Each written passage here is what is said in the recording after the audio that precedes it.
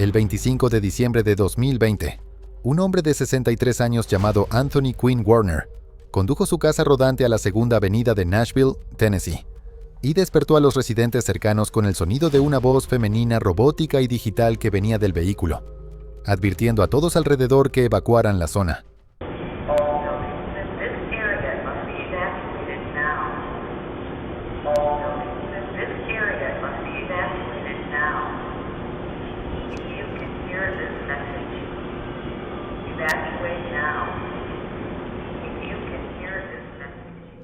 Muy pronto, la voz femenina mencionó repetidamente que la casa rodante iba a detonar. Y un poco después de las 6 de la mañana, la voz se volvió cada vez más insistente, anunciando que el vehículo explotaría en 15 minutos. En las imágenes de la cámara corporal que después fueron divulgadas por las autoridades, se puede ver a un grupo de oficiales de policía de Nashville caminando por el centro de la ciudad, pidiéndole a cualquier persona rezagada que evacuara por su propia seguridad.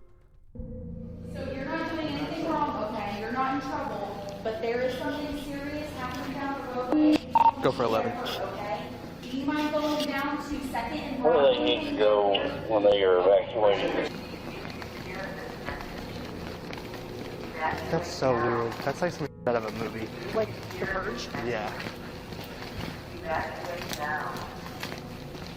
Watching the purge.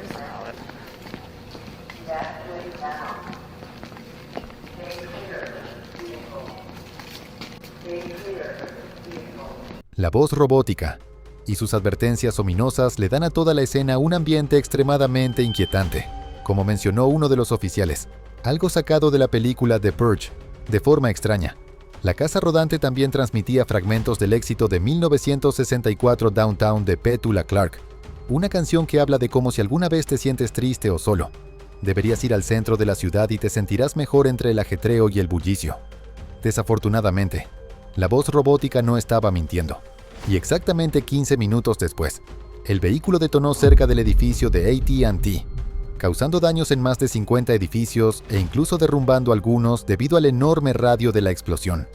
Después del incidente, se puede ver a los policías evaluando los daños y moviendo a los peatones a un lugar seguro, a través de imágenes de cámara corporal, que solo pueden describirse como apocalípticas. Commander 425, are you 10-4? He's in 4. Are you guys okay? Yeah. No, my guys. Where's your car? How you doing? Okay, go to your car. What's going on? 217, myself and 215 are off on the route. Command, make sure all units are direct. There may be ammo in that vehicle. We don't need anybody coming up the 2nd Avenue exposed. You okay? Yeah, I'm good, man. I appreciate it. A pesar de que el explosivo dentro de la casa rodante era extremadamente poderoso, los policías lograron evacuar a la mayoría de los residentes cercanos y, afortunadamente, nadie fuera del vehículo perdió la vida, aunque 3 personas resultaron heridas y tuvieron que ser hospitalizadas después del incidente. La única persona que perdió la vida fue el propio Anthony Warner, quien seguía dentro del vehículo al momento de la detonación. Después del incidente, las autoridades comenzaron a investigar profundamente el pasado de Anthony para averiguar qué lo pudo haber llevado a hacer algo tan insano. Lo que encontraron fue bastante perturbador. Resultó que Warner era prácticamente un solitario paranoico obsesionado con teorías conspirativas sobre lagartos extraterrestres cambiaformas, que intentaban apoderarse del mundo. También se reveló que 16 meses antes de la explosión, la novia de Warner había llamado a la policía para reportar que Anthony estaba construyendo explosivos dentro de la casa rodante estacionada afuera de su casa. Aún más inquietante, menos de una semana antes de Navidad, un vecino de Warner supuestamente le preguntó si Santa Claus le iba a traer algo bueno este año, a lo que Warner respondió. Pero a pesar de su claro deseo de llamar la atención, los policías nunca lograron averiguar cuál fue su verdadero motivo, y eventualmente se concluyó que probablemente no quería lastimar a nadie, y que un diagnóstico fatal de cáncer mezclado con otros factores habían contribuido al deterioro de su salud mental. El 9 de marzo de 2023, alrededor de las 12:30 de la tarde, un hablante anónimo llamó al 911 y le dijo a los operadores que un hombre que acababa de correr hacia una tienda de abarrotes en Central Avenue, en Cleveland, aseguraba que había sido secuestrado. En cuanto llegó la policía, pudieron hablar con la supuesta víctima, y la impactante conversación quedó grabada en la cámara corporal de uno de los oficiales. I went over there to fix his busted pipe for his washing machine. Okay. And I was putting a water line for his ice for his refrigerator. And when I got downstairs, another dude came out. They had guns on me and they robbed me. I mean, they tied me up. They had plastic laying on the ground. De forma perturbadora, las bridas y la cinta adhesiva que se usaron en el secuestro todavía eran visibles en el cuerpo del hombre, mientras explicaba lo que le había pasado. Como el mismo hombre mencionó a los policías, los perpetradores lo obligaron a meterse en su propia camioneta, lo robaron y luego lo mantuvieron cautivo para pedir rescate antes de que lograra escapar. So they put this on my face, they get me in my van, and they bring me over here, they turn the location up on my phone. One of the guys is in back with me. And Which way the car go? Huh? Where the car go? It was parked this way, and I ran all the way down here to here. We were parked right over there. They're parked at 49. What kind of car was it? It's my van. Como los oficiales descubrieron luego, el principal perpetrador era Ahmed Johnson, de 51 años, con quien la víctima había coincidido en prisión federal en algún momento de su vida. Al investigar más profundamente el caso, descubrieron la historia completa del secuestro. Como la víctima mencionó en el video, el secuestrador lo había contratado para un trabajo de plomería, y cuando llegó a la casa en el vecindario Buckeye Woodhill de Cleveland, lo llevaron al sótano, donde supuestamente le mostrarían la tubería con fuga que debía arreglar. Una vez abajo, Ahmed lo condujo a otro cuarto, donde otro hombre salió de repente y lo apuntó con un arma. Tras robarle su teléfono y su Apple Watch, los secuestradores ataron a la víctima y la metieron en la parte trasera de su propia camioneta. Mientras manejaban hacia el área central de la ciudad, hicieron que la víctima llamara a un amigo y pidiera unos $15,000 para entregarlos en una gasolinera cercana, cambio de su liberación. Pero cuando la camioneta disminuyó la velocidad, la víctima de alguna forma logró saltar y corrió por la East 49 Street. Pensando rápido, corrió hacia una tienda de conveniencia, donde estaría protegido a la vista del público, lo que obligó a los sospechosos a huir. 2 semanas después, los policías lograron arrestar a Johnson, quien fue acusado en la corte de Cleveland por secuestro agravado. Al día de hoy, no ha habido más actualizaciones del caso. El 9 de septiembre de 2019, un oficial del Departamento de Policía de Albuquerque vio a un joven realizando una parada de tráfico a una SUV Nissan gris. De manera extraña, el hombre no estaba vestido como un oficial de policía. De hecho, vestía ropa común, jeans, una camisa tipo polo negra y una gorra de la Fuerza Aérea, mientras anotaba la información del conductor. Sospechando que algo andaba mal, el oficial apartó al hombre para hablar con él. Y desde el principio, el joven parecía nervioso.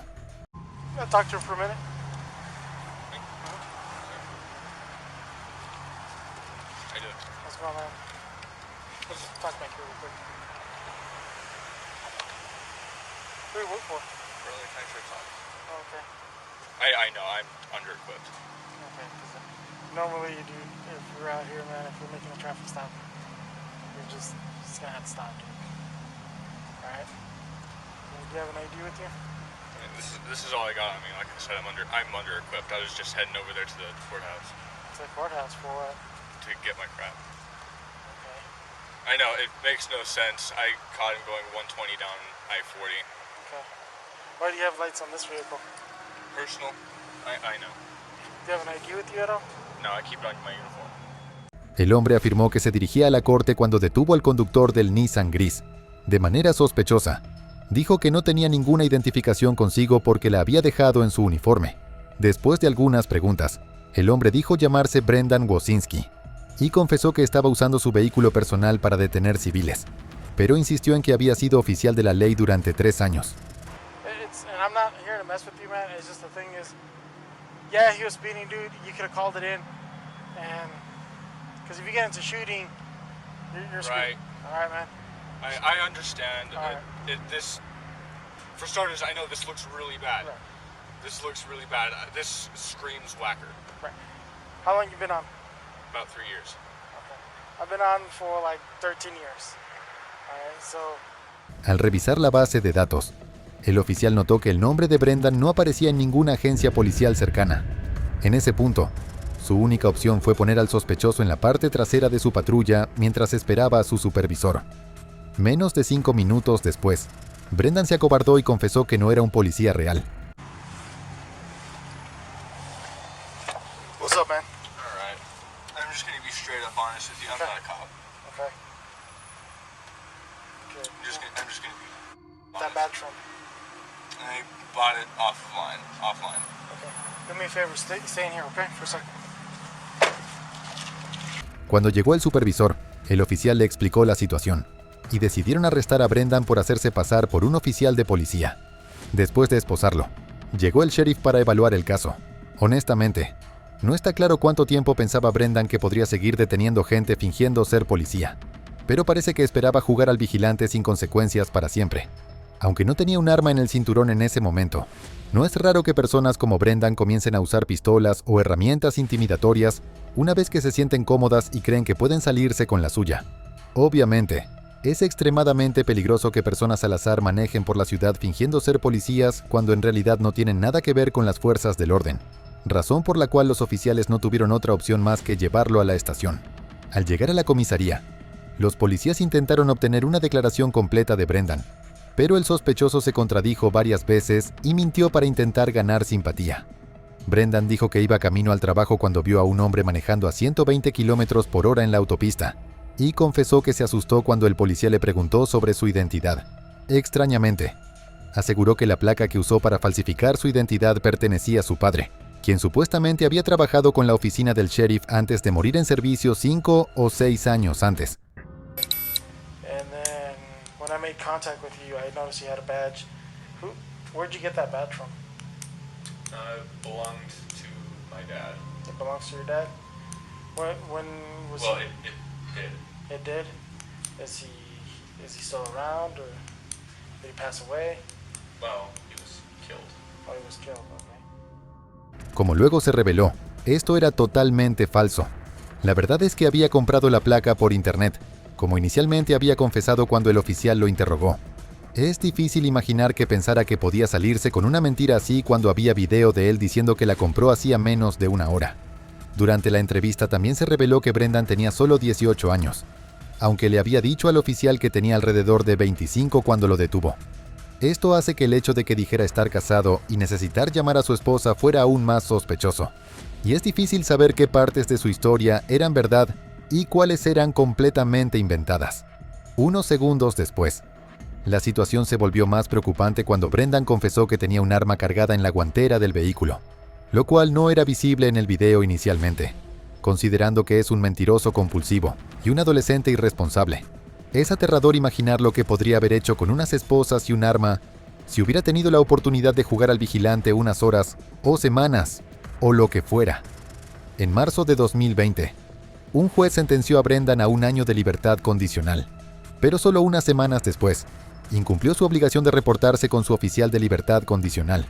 Se negó a hacerse un examen psicológico, proporcionó una dirección falsa y faltó a una reunión programada. Como resultado, el juez endureció las condiciones de su libertad condicional y hasta hoy no ha habido más actualizaciones del caso.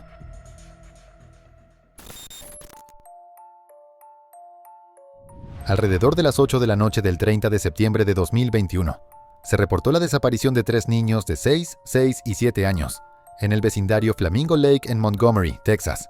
Según los padres, los niños habían desaparecido después de entrar al bosque Sam Houston y alejarse del sendero principal para ir a jugar cerca de un arroyo.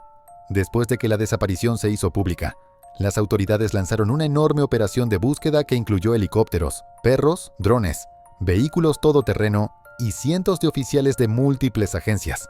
A la mañana siguiente, un buen samaritano anónimo, muy familiarizado con el área, decidió actuar por su cuenta y se internó en el Bosque Nacional para encontrar a los niños.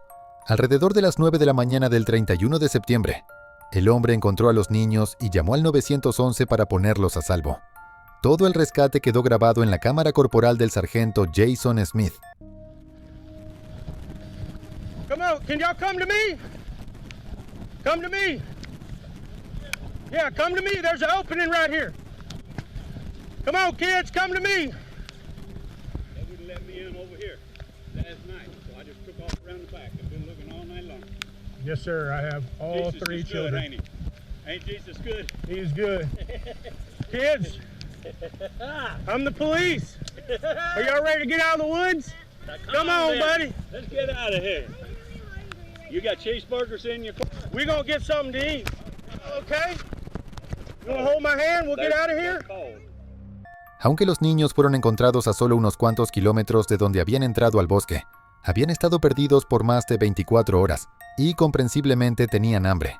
Más tarde se reveló que habían pasado la noche en el bosque refugiándose debajo de un árbol caído, lo que explicaba las hojas y ramas en su cabello. A pesar de haber pasado la noche con un refugio mínimo y sin comer durante 24 horas. Here, let's pick this. Grab hold of that. There you go. You're really strong. Am I really strong? I don't think Lose your shoe? I got you. Los niños parecían estar de buen ánimo mientras el sargento Smith los escoltaba fuera del bosque. Al final del video, se ve cómo los guía hasta un claro donde varias patrullas los esperaban.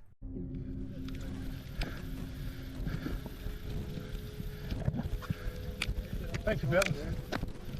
Y'all got it? Come on, kids. Let's come out to the road. All right.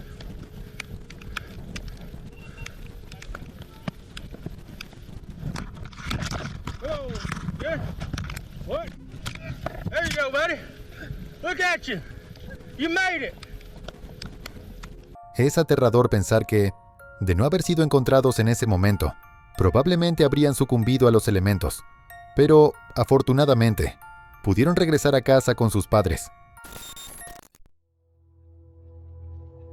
El 30 de enero de 2017, la policía de Nuevo México recibió una llamada inquietante de un testigo en Nevada que aseguró haber visto a una mujer siendo sacada de su departamento en Las Vegas por un hombre y metida en una camioneta blanca con placas de Texas.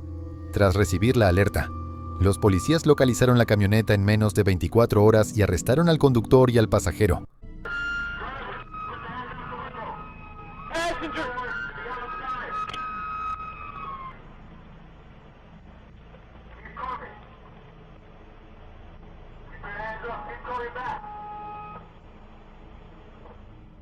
Cuando los sospechosos salieron del vehículo, los policías se acercaron a la camioneta, y fue entonces cuando encontraron algo increíblemente perturbador. Put a camera on this thing. Got a camera. Do you need a... Oh my God, thank you. Okay. Is that it? Rolling? I got rolling. Okay, Okay, we're gonna get you out of here, okay? I got pictures of her and I got pictures of the chains. En la parte trasera, encontraron a una mujer llamada Jane, encadenada al piso del vehículo por los sospechosos. Tan pronto como los oficiales la liberaron, ella les dio su testimonio impactante. Según la víctima, el hombre que manejaba la camioneta era su exnovio Jack, quien irrumpió en su departamento y se la llevó. Aunque ella luchó con fuerza para escapar, Jack tenía entrenamiento en artes marciales mixtas y pesaba mucho más que ella, así que no le tomó mucho dominarla y sacarla de su casa. Jane supuso que fueron sus vecinos quienes vieron la pelea y llamaron a la policía. Y gracias a esa llamada al 911 los oficiales pudieron rescatarla. Ya en la patrulla, Jack no parecía demasiado preocupado por la larga condena que enfrentaba.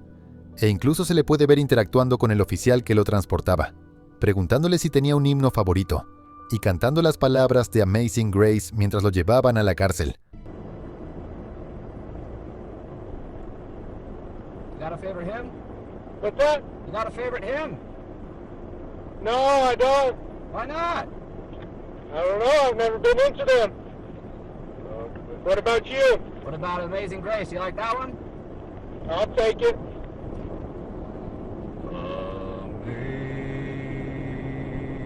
Amazing Grace, how sweet. Como después se reveló, el cómplice de Jack en el secuestro era Samuel Brown, de 19 años. En la otra patrulla, Samuel le pidió al oficial hablar con él, alegando que estaba asustado por todo lo que estaba pasando.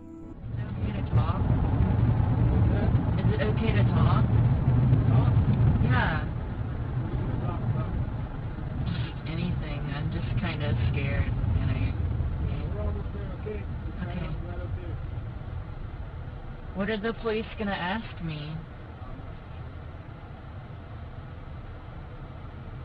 Durante la investigación, la policía descubrió que Jack y Samuel habían planeado llevar a Jane a una cueva en Nuevo México, que Jack había excavado en el costado de una colina, donde, según el reporte policial, tenían la intención de lavarle el cerebro para obligarla a casarse con uno de ellos. Después del escalofriante incidente, Jack fue sentenciado a cadena perpetua y Samuel a un poco más de 5 años de prisión. Es muy perturbador imaginar dónde estaría Jane si esa llamada al 911 no se hubiera hecho y la policía no hubiera intervenido. El 8 de abril de 2021, oficiales de la ciudad de Whitehall, Ohio, a unos 10 kilómetros de Columbus, recibieron un reporte de que un hombre estaba supuestamente haciéndose pasar por policía durante una parada de tráfico. Al llegar a la escena, encontraron a un hombre de 26 años llamado Casey Donovan Williams dormido en lo que parecía ser un coche patrulla de Whitehall. Cuando despertó, les dijo a los oficiales que era un policía fuera de servicio trabajando en un turno especial. Al principio, los oficiales le creyeron, pero cuando recibieron la confirmación de que no había ningún turno especial asignado en ese momento, regresaron a obtener la historia real. El intercambio quedó grabado en la cámara corporal del oficial. But you have no ID from them, No, all right? no. And have you ever been sworn in by them? I've talked to the chief. No. I'm asking you a direct question. Have you been sworn in Now, by this is very them? important you answer this correctly, because being a former police officer or someday a current police officer, you know if you lie in this situation, you go directly to jail. No, I'm not. So I'm going to I'm put not, that right listen, up. I'm not. So trying- if I'm you not, are telling me you are a police officer right now, is that what you're telling me? No. So you are not a commissioned police officer. I spoke with the chief. That's not what I'm asking you. Okay. I'm asking you one question. Are you a commissioned police officer through the state of Ohio? I have an OPUDA certificate. That's not what I'm That's asking. not what we're asking you. I'm explaining to you. I have No, you're not. You're not answering the question. You're avoiding the question. It's very simple. Are you a sworn police officer anywhere in the state of means Ohio with commissioned. any department? Not currently. Okay. En cuanto los policías comenzaron a presionarlo, Casey confesó que no era un oficial juramentado.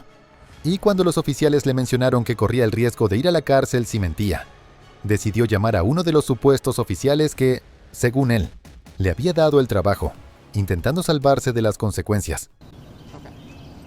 1 second. Would you be willing to speak to the supervisor from the company? From Watchman. From Watchman? Yes. Is he an actual police officer? You are an actual police officer, correct? Okay. Yes, he is. Where are you commissioned at? It doesn't matter. He's not here doing anything. Yeah. I don't care if he's the superintendent of the State Highway Patrol. That's irrelevant to the situation. Aunque parecía tener toda una serie de excusas elaboradas para justificar lo que hacía, los oficiales notaron que había más en su historia de lo que Casey estaba diciendo. Tras mencionar que solo intentaba ganar un poco de dinero extra trabajando supuestamente para el Departamento de Policía de Glenwood, se dio cuenta de que sus posibilidades de evitar un arresto eran muy bajas, y fue entonces cuando empezó a pedir misericordia. That's all I was trying to do. Please do not. I'm asking you for courtesy, man to man. Please do not ruin my career. Please. I think you did that kind of on your own. Durante todo el intercambio, parecía como si Casey no entendiera la gravedad de lo que estaba haciendo, o realmente creyera que los policías lo dejarían ir después de mostrar una placa falsa e incluso llevar una cámara corporal, fingiendo ser un oficial real.